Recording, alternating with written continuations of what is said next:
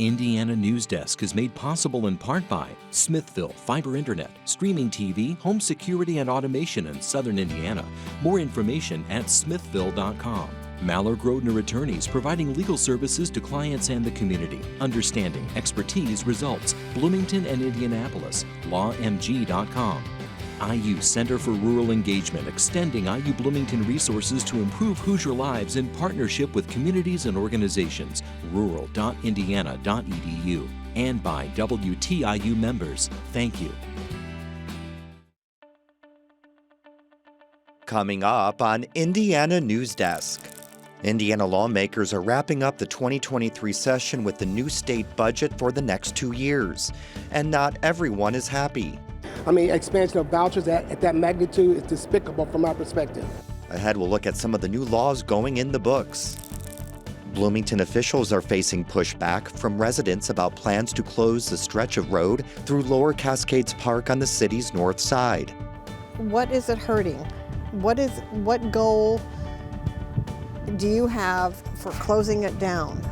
The mayor hopes to deliver final plans on the project to City Council by the end of the year. And we sit down with former Bloomington Councilwoman Charlotte Zietlow, whose new book explores the Democratic Party's rise to power in the 1971 election. We'll have these stories plus the latest news from across the state right now on Indiana Newsdesk.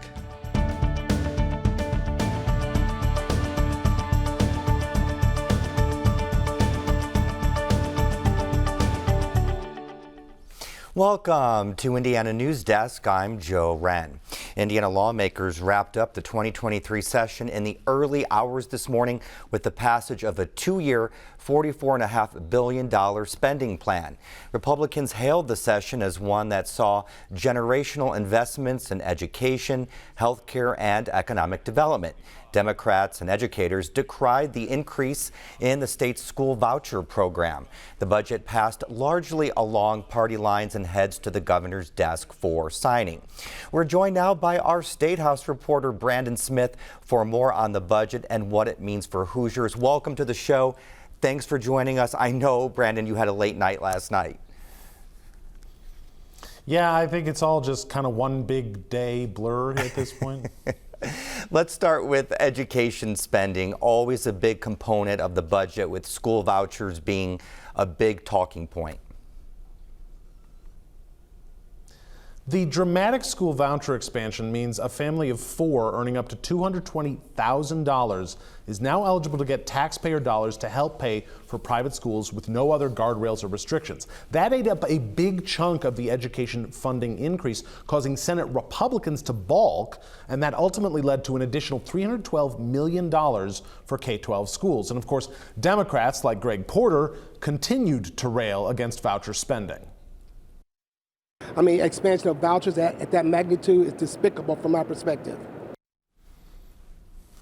More money for public health was a big push by Governor Eric Holcomb, but he didn't get everything he wanted. What was in the final budget? Well, the final funding number for the public health overhaul is $225 million, much less than Holcomb and his Public Health Commission wanted, but it still amounts to a pretty good start and can be used to help prove that the paradigm shift for public health, as Republican Senator Ed Charbonneau put it, is worth funding in the future. It's never going to change. We're never going to bend that curve until we start treating people, preventing them from getting sick. Legislators also gave themselves and other officials a raise. Can you talk about that a little bit?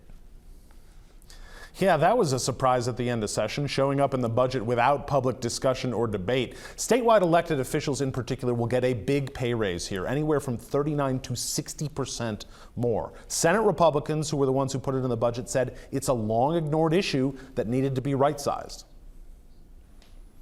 A measure to defund the Indiana University's Kinsey Institute also made it into the final budget. What does that do? Well, it says no public funding can be used for the Kinsey Institute as ultra-conservatives continued to spread decades-old conspiracy theories about the Institute and its founder. But there's a real question about the practicality of that, how lawmakers can possibly track which dollars are actually being used. Last question, how did the party leaders react to the final budget? Well, as you'd expect, Republicans said they were thrilled with the generational investments that the budget in the session made, while Democrats really focused heavily on the voucher spending and the fact that lawmakers did not fully fund public and mental health needs.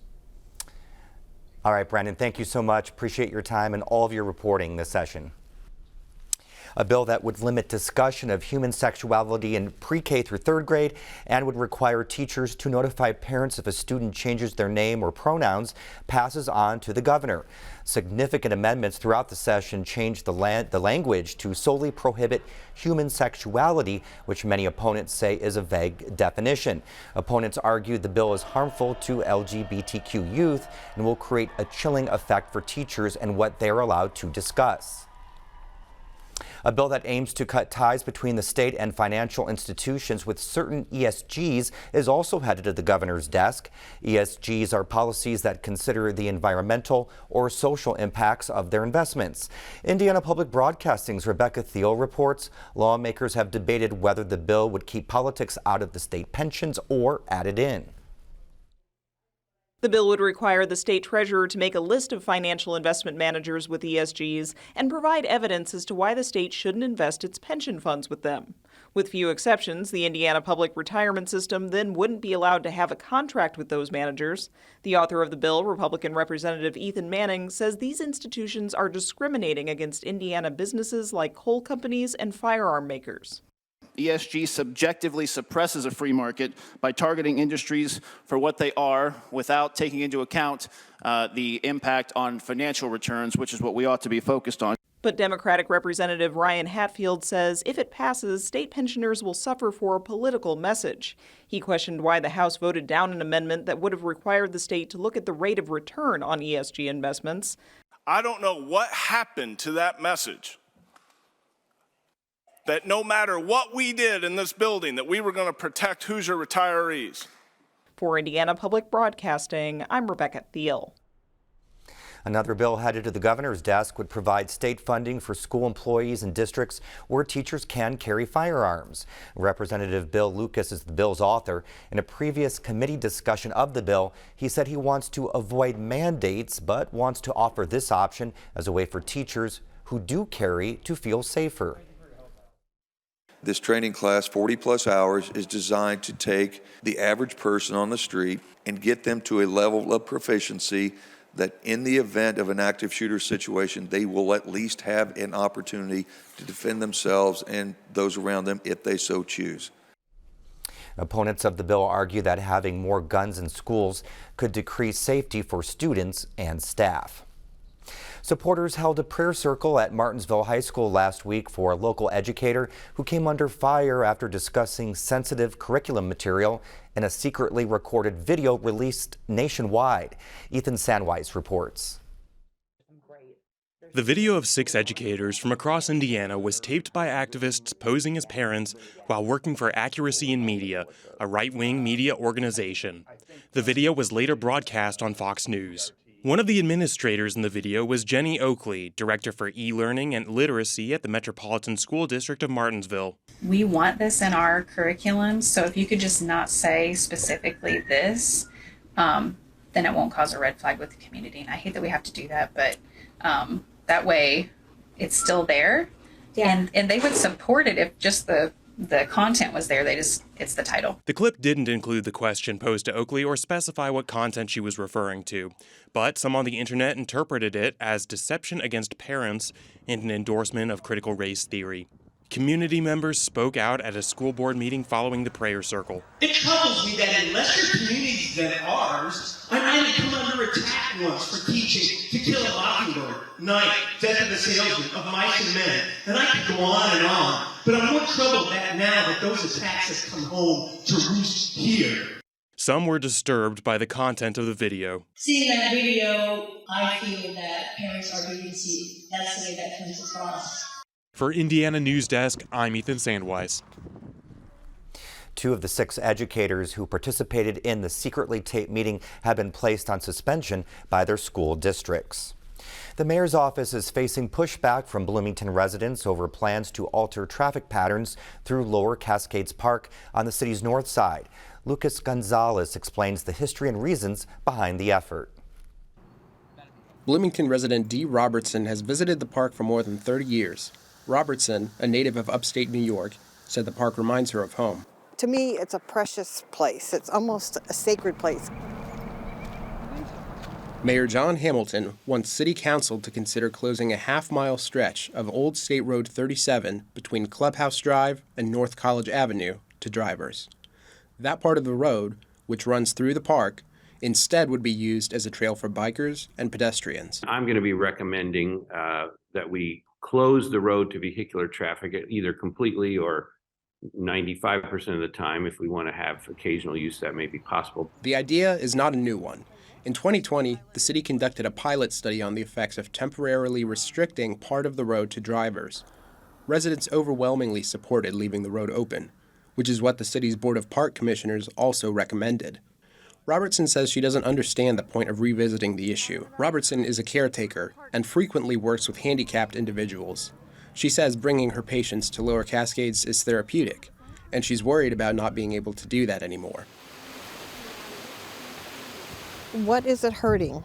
What goal do you have for closing it down? We already have enough parks. Every other park you cannot drive through.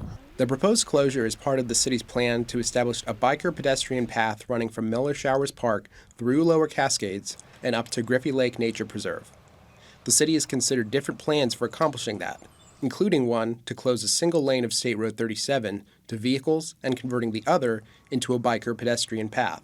Hamilton says he wanted to pursue that plan initially, but engineers said it wouldn't be safe because the road is too narrow. So then the choice is either you build a brand new bike and pedestrian path from Miller Showers Park all the way up to Golf Course Drive, Clubhouse Drive, or you use the road. Closing the road could save the city millions of dollars, according to Hamilton. Additionally, he says Old State Road 37 is no longer a high-volume road for traffic. Sue Scamboluri represents the city's 2nd district, which includes Lower Cascades Park.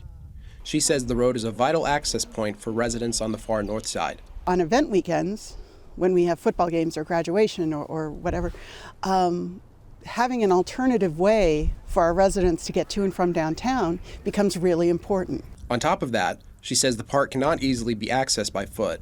Like those who live near the park, Scamboluri says that closing the road has already been discussed at great length. She says the city should instead leave State Road 37 open and consider additional pathways. We close the road. What problem are we trying to solve? Is this park impassable to bikes? Is it impassable to pedestrians? And I think the answer there is no. So I think that's an important question for the mayor to answer going forward. For Indiana Newsdesk, I'm Lucas Gonzalez. Scamboluri and fellow council member and mayoral candidate Susan Sandberg both say they are opposed to Hamilton's plan. Hamilton told WTIU News he's still working out the details of a proposal, but hopes to present it to the council by the end of the year. Coming up next on Indiana Newsdesk. Former Bloomington Councilwoman Charlotte Zitlow's new book explores the Democratic Party's rise to power in the 1971 city election. And while it's a year away, Bloomingtonians are making preparations to be in the direct path of a total eclipse of the sun. These stories and more right here on Indiana Newsdesk.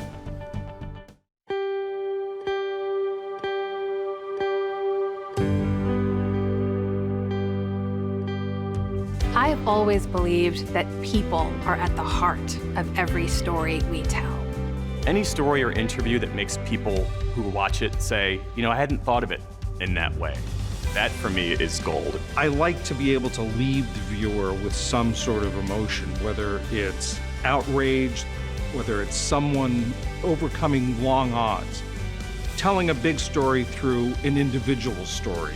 What makes the NewsHour different is that we have time to be thoughtful about the stories that we tell, the voices that we intend to elevate, I know the role that good journalism plays in making all of us feel more connected to each other, in helping all of us understand each other a little bit better. I see this as a mission, and I see this as a service.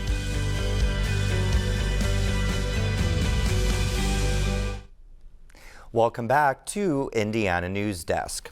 The three Democratic candidates for Bloomington mayor clashed Monday at a forum on labor hosted by the city's police, firefighter, and AFSCME unions. It was the final mayoral debate before Tuesday's primary. Lucas Gonzalez has the story. Questions for mayoral hopefuls Don Griffin, Susan Sandberg, and Carrie Thompson focused on topics such as retention, contracts and wages, staffing, morale, and employee engagement. The candidates diverged strongly on a question about first responders' slow response times due to staffing shortages. Griffin, the former deputy mayor, says the city is doing the best it can. His opponents disagree. City Council member Sandberg praised first responders, but says slower response times are inevitable due to low staffing and burnout. And so if we want to do a better job and be more responsive and keep the ratings that we're all so proud of, we're not going to keep them very long because this is not sustainable. Thompson took a dig at the mayor's office and city council for approving budgets when the city hasn't had an audit since 2020. This administration has bragged about nearly doubling the budget just in this administration's time. Yet we hear that our public safety workers are underpaid. How is it that we can hold both of these truths? Griffin called into question Thompson's expertise on city budgeting. You need to know what you're talking about. We had one in 2020, just like I said before. We don't, the council, neither the mayor's office is going to pass a budget that is not appropriate. In responding to Griffin, Thompson said she managed multi-million-dollar budgets for years as CEO of Monroe County Habitat for Humanity. For Indiana News Desk, I'm Lucas Gonzalez. As usual in Bloomington, all the action in next week's primary is on the Democratic side, but that's not always been the case. Our Bob Zaltzberg talks with Charlotte Zietlow about her book, How We Won, which outlines how Democratic candidates took over city government in the watershed election of 1971. Charlotte Zietlow remembers when she and her husband Paul moved to Bloomington in 1964. She had been active in political organization in Ann Arbor and wanted to be involved in her new city. Someone came to her door to register her to vote. I said, "Is there a Democratic Party in town?" She said, "Well, not much." Things have changed. Bloomington Democrats have controlled the mayor's office for 52 years. It's been 16 years since a Republican was elected to the city council. But Republicans controlled Bloomington in 1968. That year, civil rights and the Vietnam War were issues that burned hot. The presidential primary incited Democratic emotions and propelled a bunch of individuals such as Zietlow to target upcoming local elections. Zietlow wasn't fond of Bloomington then, seeing it as a town with dismissive top-down leadership and little civic enthusiasm. She decided to run for city council after seeing council members in action at a meeting with a controversial project on the agenda. They marched in and sat down, and they started having the ordinances read by title only, so nobody knew what was really being going on. And people were going like this. They wanted to get attention of the council members. And they were ignored. The people were ignored. They were angry and fuming. And I thought, you know, I could do better than this. Zietlow thought there was a better way to conduct government business. She soon found out others felt the same way. My main concern is people should be allowed to speak. That was my main concern. And so that was mine. And then it turned out there were 8 or 9 people in the community who lived in different places in town and who had come here from other places. All of us came from someplace else, and we brought with us the positive things that we remembered about where we came from. This collection of people didn't know each other when they began thinking about running for office. This motley crew, as Zietlow calls her fellow candidates, included a minister, an employee of the University Computing Center, a 23-year-old anti-poverty activist, and a shoe salesman. 2 had witnessed human rights violations in the South. Each had specific interests, from planning and zoning to environmental issues to substandard housing. They all believed in participatory democracy. We all really wanted people to be able to speak out and to have them. Well, participatory democracy was the slang or slogan, as they, people who are ruled get to participate in it. So that became our mutual goal, and brought us together. It seems so simple now. But this is not just a simple story about newcomers throwing out the old guard. This was the first municipal election after 18-year-olds were given the right to vote.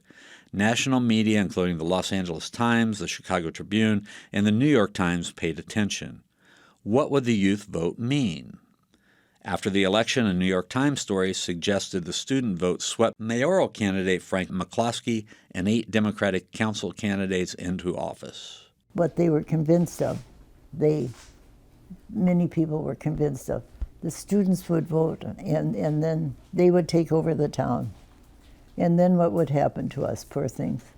Now, with 6 decades of community involvement behind her, Zietlow says those elected in 1971 can be proud of many accomplishments. For example, in economic development, environmental protection, public transportation, social services, public safety, and public health. She says elected officials had a lot of help. We engaged people in the community to come and help us solve our issues. She says that's a message of her book, along with the idea you can work with people you disagree with and get things done to solve problems. For Indiana Newsdesk, I'm Bob Zaltzberg. Don't forget, Tuesday is primary election day for municipal offices. You can vote early through Monday at the Monroe County election site on South Walnut Street in Bloomington. Skywatchers got a treat earlier this week thanks to a massive solar ejection. The aurora borealis was visible in Bloomington. And just under a year from now, another rare celestial event will grace the skies over southern Indiana. On April 8th, 2024, Bloomington will be one of the best places to view the next total solar eclipse over North America. Molly Murphy has this report. In less than a year, Bloomington's population could double from people coming into town to be in the eclipse's path of totality. The last total solar eclipse across the U.S. was in 2017, but Bloomington was outside the path of totality and has not been in an eclipse's direct path in over 150 years. Inside the path, the alignment between the sun and the moon and you, the observer, is exact. And so the moon completely covers the sun and you're in the moon's dark shadow. It'll take over an hour for the eclipse to reach totality, which will begin around 3:06 p.m. and only last 4 minutes and 3 seconds. Once the sun's crescent becomes a real thin sliver, it's getting noticeably dark. The sky is darkening, and it darkens to the point of twilight, and so you can see the brightest planets that happen to be out. For this eclipse, Venus will be unmistakable. It's so bright. And Jupiter will be very bright too. There's so much to see during an eclipse that Feinberg says enthusiasts like him keep going back to see more. He says the sun's corona is the coolest part to see during an eclipse. So you see the shape of the sun's magnetic field. You'll see loops, and you'll see long streamers, and you'll see little hair-like spikes at the north and south poles, and it's really exceptionally dramatic and beautiful. Solar eclipses, they're not at all rare. They occur somewhere on Earth every 6 months. But in 2024, North America will be the only continent to get a total eclipse. And that'll be the last one we'll see here until 2044, which makes Bloomington one of the places to be next April. Our division knew that we should take this seriously because following the 2017 eclipse, just a month after that one finished, we started getting phone calls at our inns and lodges for people wanting to make reservations for 2024. Lake Lemon is in the center of the path, and Riddle Point Park on the lake will be one of the best places to view the eclipse. Visit Bloomington, Bloomington's Tourism Information Center, is already adding eclipse events to their online calendar. This will be a huge boon, not just for Visit Bloomington, but for the hotels, for the restaurants, for the small businesses in town, for the university, for everybody. Even if it's just for a 4-minute event, we want to try and keep them around for several days. For Indiana Newsdesk, I'm Molly Murphy. And keep an eye out for more information in the coming months for more about events planned for the eclipse. Well, neither the Indiana men nor women's basketball teams fared well in March Madness, but they did in Merch Madness. IU's Trace Jackson Davis, Grace Berger, and Jalen Hood-Schifino were among the top 10 overall earners in the NIL store during the NCAA tournament. That's despite neither team making it past the second round. You're going to support your own, hopefully. Win or lose. And for us, we always say around here, like, look, winning is not a marketing strategy. And, I think we saw that with the athletes as well. IU's Mackenzie Holmes and Anthony Leal were among the top 10 female and male earners during the tournament. Now, Cook wouldn't say how much the athletes earned during the month, but it's something they wouldn't have been able to do before the name, image, and likeness policy began 2 years ago. Nobody's flying private anywhere off of their sales over a couple weeks, but it's definitely something that will make their months a little bit more enjoyable. That's for sure. Angel Reese of NCAA champion LSU was the top overall earner on the list, while Purdue's Zach Edey was the top male earner. That's the end of this program, but our work continues online as we cover the news throughout the week at WTIUnews.org. Have a great weekend. Indiana Newsdesk is made possible in part by Smithville Fiber Internet, streaming TV, home security and automation in Southern Indiana. More information at smithville.com. Mallard Grodner Attorneys, providing legal services to clients and the community. Understanding, expertise, results. Bloomington and Indianapolis. lawmg.com. IU Center for Rural Engagement, extending IU Bloomington resources to improve Hoosier lives in partnership with communities and organizations. rural.indiana.edu. And by WTIU members. Thank you.